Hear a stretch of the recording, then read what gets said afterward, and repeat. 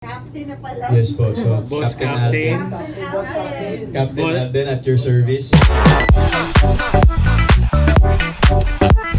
May gusto ko pa bang i-achieve? Like, ano ba? Gusto mo ba matapos yung education mo? Or Definitely po, yes. I think kung yung nanay ko po kasi nga, ang gusto talaga sa akin ay mag-artista at mag-showbiz. Yung pagtatapos naman po ng school ay pangarap ng tatay ko for me. So, I think dun sa part na pag-fulfill sa pangarap ng nanay ko ay medyo accomplished na po tayo kahit papano.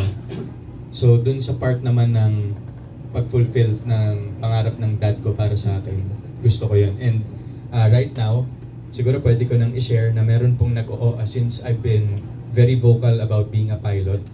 So there's been an aviation school in Clark that offered a scholarship for me to be a pilot. Captain na pala. Yes po, so Boss Captain Captain. Alden. Captain Alden. Captain Boss- Alden at your service. Boss So, na, Captain. oh, yun. So, sobrang excited din ako. Saka ko na lang po i-discuss kung sino yung nag-offer ng scholarship once it's final already. But I'm very excited with that. It has been my dad's dream also. Personal dream niya actually to be a pilot. Oh. So sabi ko, sige dad, kaya since medyo 59 ka na, 58 ka na, ako na lang. So yun, I'm very excited for that. So hopefully, kung kaya, this year, matapos ko yung course, then lipad-lipad na tayo. Wala nang fear of flying. Wala dito, wala po. Nag-skydive nga po ako sa Dubai.